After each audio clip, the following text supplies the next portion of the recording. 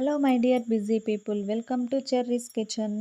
ఈరోజు నా ఫేవరెట్ గుత్తి వంకాయ కర్రీని ఎలా తయారు చేయాలో చూద్దాం. చాలా సింపుల్గా టేస్టీగా ఎలా చేయాలో చూద్దాం రండి. ముందుగా గుత్తి వంకాయ కర్రీకి పౌడర్ని ప్రిపేర్ చేద్దాం. ముందుగా స్టవ్ ఆన్ చేసి ఒక ప్యాన్ పెట్టుకోవాలి.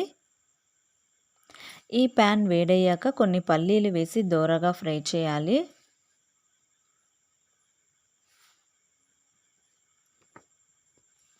తర్వాత 2 టీ స్పూన్ల ధనియాలు వేసి ఫ్రై చేయాలి. ఆ తర్వాత కొంచెం చెక్క, లవంగ, 2 యాలకులు, కొద్దిగా ఎండు కొబ్బరి ముక్కలు వేసి దోరగా ఫ్రై చేయాలి.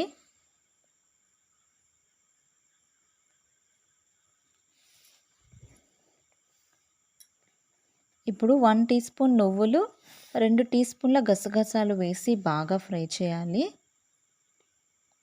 చివరగా 1 టీ స్పూన్ జీలకర్ర కూడా వేసి ఫ్రై చేసి ఇప్పుడు మనం స్టవ్ ఆఫ్ చేసి దీన్ని పక్కన పెట్టుకోవాలి.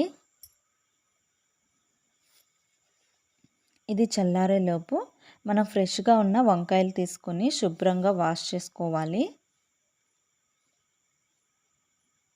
తర్వాత ఒక బౌల్లోకి వాటర్ వేసి అందులోకి కొంచెం సాల్ట్ వేసి పక్కన పెట్టుకోవాలి. ఇప్పుడు ఈ వంకాయలను తీసుకొని తొడిమని ఇలా కట్ చేసి ఇలా సగం సగం కట్ చేసుకొని వాటర్లో వేసుకోవాలి. ఇలా అన్ని వంకాయలు కట్ చేసుకొని వేసుకోవాలి. ఇప్పుడు మనం వేయించి పక్కన పెట్టుకున్న మసాలా దినుసులన్నీ ఒక మిక్సీ జార్లో వేసి మెత్తగా పౌడర్ చేసుకోవాలి.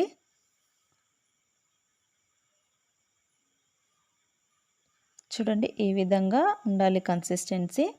నెక్స్ట్ ఇందులోకి 1½ టీ స్పూన్ అల్లం వెల్లుల్లి పేస్ట్, అలాగే కొద్దిగా కొత్తిమీరను కూడా వేసుకోవాలి.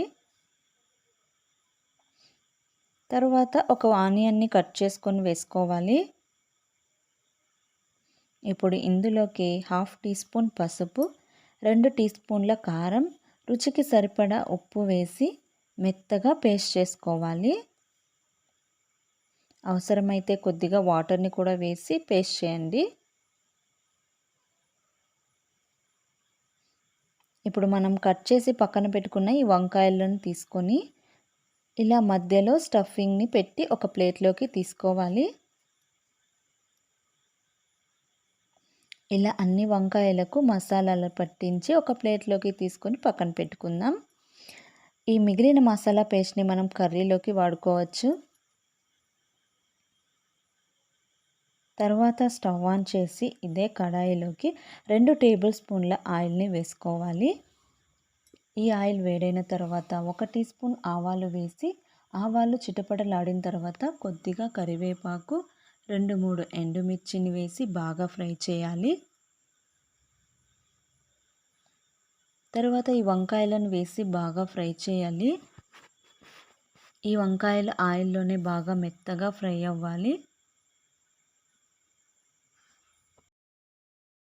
స్టవ్ని సిమ్లో పెట్టి ఇలా మూత పెట్టి ఫ్రై చేయాలి. చూడండి, ఈ విధంగా ఫ్రై అవ్వాలి.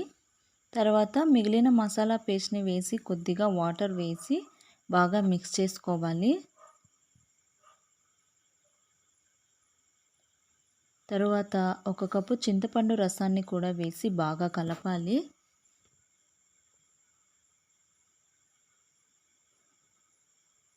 కర్రీ చిక్కబడేంత వరకు స్టవ్ని లో ఫ్లేమ్లో పెట్టి ఉడికించాలి. చూడండి, కర్రీ బాగా ఉడికిపోయింది, అలాగే చాలా చిక్కబడింది.